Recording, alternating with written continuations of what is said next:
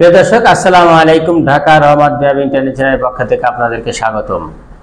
প্রিয় দর্শক, আজ আপনাদের নতুন একটা চমক দেখাবো। সেটা হচ্ছে যারা ড্রাইভিং লাইসেন্স করতে চান, পেশাদার বা অপেশাদার, কি করতে হবে? সর্বপ্রথম ঘরে বসেই আপনার অনলাইনে আবেদন করতে হবে। আবেদন করার পরে আপনি রানার ড্রাইভিং লাইসেন্স পাবেন। রানার ড্রাইভিং লাইসেন্সটা আপনার মোবাইলে পিডিএফ করে রাখবেন, নতুবা আপনার যে কোনো একটা ফটোকপির দোকান থেকে আপনি ফটোকপি করে বাইর করে নিয়ে আপনার কাছে রাখবেন। তাহলে জেনে নিন আপনারা কি কি কাগজপত্র আপনার লাগবে। যে সমস্ত কাগজপত্র ছাড়া আপনি অনলাইনে আবেদন করতে পারবেন না, সেটা হচ্ছে 1 নম্বরে ভোটার আইডি কার্ডের ফটোকপি লাগবে। আপনার যারা পেশাদার লাইসেন্স করবেন তাহলে সর্বনিম্ন 21 বছর বয়স লাগবে। একদিন কম থাকলে হবে না। কোনো দালাল ধরবেন না, কাউরে টাকার প্রলোভ দেখাবেন না, দেখালে আপনার লাইসেন্স হবে না। আপনার অপেশাদার লাইসেন্স যারা নন প্রফেশনাল তাদের লাগবে সর্বনিম্ন 18 বছর।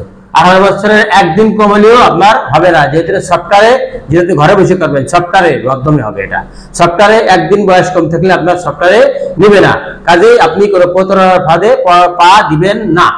এরপরে লাগবে আপনার পাসপোর্ট সাইজের 1 কপি ছবি লাগবে, এবং লাগবে বিদ্যুৎ বিলের ফটোকপি। যারা পেশাদার লাইসেন্স করবেন তাদের লাগবে, আগে লাগতো পুলিশ ভেরিফিকেশন, এখন আর পুলিশ ভেরিফিকেশনের দরকার হয় না এবং আপনার লাগবেও না। এখন লাগবে শুধু আপনার মেডিকেল সার্টিফিকেট। যেমন আপনার পেশাদার লাইসেন্স একটা মেডিকেল সার্টিফিকেট লাগবে যে আপনি সুস্থ আছেন কিনা। এরপরে লাগবে আপনার ডোপ টেস্ট, যে আপনি কোনো নেশাগ্রস্ত অবস্থায় আছেন কিনা। নেশাগ্রস্ত অবস্থায় থাকলে আপনার লাইসেন্স অবশ্যই হবে না। নেশাগ্রস্ত অবস্থায় যারা আছেন তারা যদি ড্রাইভিং করতে চান, ড্রাইভিং লাইসেন্স করতে চান, তাহলে আপনারা নেশাগ্রস্ত থেকে বেরিয়ে আসুন, তাহলে আপনি ড্রাইভিং লাইসেন্স করতে পারবেন। নাহলে সরকারের রুলস অনুযায়ী আপনি কোনোভাবেই লাইসেন্স করতে পারবেন না। আরো লাগবে পাসপোর্ট সাইজের ছবি এবং 8ম শ্রেণীর সার্টিফিকেট সর্বনিম্ন। এর নিচে হলে, এসব না হলে আপনি আবেদন করতে পারবেন না। রানার কার্ডের জন্য আপনার সরকারি নির্দিষ্ট একটা ফি আছে, এই ফিটা আপনি জমা দিবেন। জমা দেওয়ার পরে আপনার রানার হয়ে যাবে। রানার হয়ে গেলে আপনার রানার কার্ড আপনি আপনার মোবাইলে পিডিএফ করে রাখবেন, নতুবা আপনার মোবাইল থেকে আপনি যে কোনো কম্পিউটার দোকানে একটা ফটোকপি বের করে নিয়ে আপনার কাছে রাখবেন। এরপর আপনার রানার কার্ডে আপনার পরীক্ষার ডেট থাকবে, আপনার কবে পরীক্ষা হবে, পরীক্ষার সময় আপনার কি কি করতে হবে। পরীক্ষার সময় আপনার রানার কার্ডের একটা ফটোকপি আপনার বার করে হাতে করে নিয়ে যেতে হবে, এবং প্রয়োজনে আপনি অবশ্যই আপনার আইডি কার্ড আপনার সাথে রাখবেন। সেখানে যাইয়ে আপনার সর্বপ্রথম অবস্থায় আপনার বিআরটি যাইয়ে আপনার ফিঙ্গার দিতে হবে। ফিঙ্গার দেওয়ার পরে আপনার ছবি তুলবে, আর আপনার ড্রাইভিং লাইসেন্সে ছবিটা আসবে, সেই ছবিটা আপনার ছবিটা তুলে নেবে। কোনো টাকা পয়সা আপনার কাউকে দেওয়া লাগবে না। এরপরে আপনার ওই রানার কার্ডে দেওয়া আছে আপনার পরীক্ষা কবে হবে, পরীক্ষা দেওয়ার ডেট আছে। পরীক্ষা কয়টা থেকে শুরু হবে? সকাল 8:30 থেকে শুরু হয় পরীক্ষা। আপনার রানার কার্ডে কখন পরীক্ষা হবে, কখন কি হবে, সবকিছু দেওয়া থাকবে। পরীক্ষা দেওয়ায় আপনি যদি পাস করেন, পাস করার পরে আপনার সরকারিভাবে নির্ধারিত একটা ফি আছে, এই ফিটা আপনি অনলাইনের মাধ্যমে জমা দিবেন। জমা দিলে আপনার জমাদানের যে রসিদ, জমাদানের যে আবেদনে যে টাকাটা আপনার গভর্নমেন্ট জমা নেবে, সেই জমার একটা আপনার মোবাইলে অনলাইনে আপনার মোবাইলে চলে আসবে, কাগজ মোবাইলে চলে আসবে। সেখান থেকে আপনি বুঝলেন যে আমার অনলাইনে আমার টাকা জমা হয়ে গেছে। এবং জমা দেওয়ার পরে আপনার যে লাইসেন্সটা বিআরটি থেকে অটোমেটিক একা বিআরটি থেকে হয়ে আপনার বাসায় পোস্ট অফিসের মাধ্যমে আপনার বাসায় পৌঁছে দেবে। যেহেতু আপনাদেরকে সবকিছু জানিয়ে দিলাম, এবং আপনারা যারা লাইসেন্স আছে রিনিউ করতে চান তাদের জন্য কি করতে হবে। যাদের লাইসেন্স আছে তারা রিনিউ করতে হলে তাদের লাইসেন্সের, পুরনো লাইসেন্সের অবশ্যই ফটোকপি থাকতে হবে।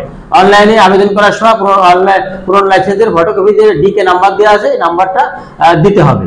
যদি আপনার লাইসেন্সের সাথে যদি আপনার আইডি কার্ডের সাথে মিল না থাকে, ধরুন আপনি আগে করেছেন জন্ম নিবন্ধন লাইসেন্স হয়ে গেছে, কিন্তু আগে অনেক আগে 18 বছর আগে সালে জন্ম নিবন্ধন লাইসেন্স হয়েছে, সেই সমস্ত লাইসেন্স যদি এখন রিনিউ করতে চান আপনি, তাহলে আপনার অবশ্যই ভোটার আইডি কার্ডের সাথে মিল থাকতে হবে।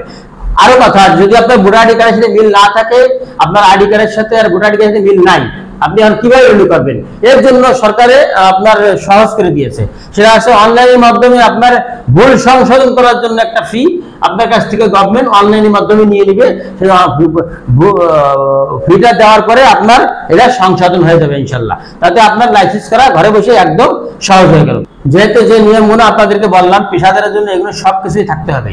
এবং এর ভিতরে অপেশাদারের জন্য শুধু দুটো জিনিস লাগবে না, সেটা হচ্ছে 1 নম্বর পুলিশ ভেরিফিকেশন লাগবে না, প্রয়োজন হয় না। আর লাগবে না আপনার মেডিকেল ডোপ টেস্ট। যেমন ডোপ টেস্টটা আপনি করে আসেন, ডোপ টেস্ট আছে অসুস্থ, ডোপ টেস্ট আছে যারা নেশাগ্রস্ত অবস্থায় আসেন, তাদেরকে ড্রাইভিং লাইসেন্স গভর্নমেন্ট দিবে না।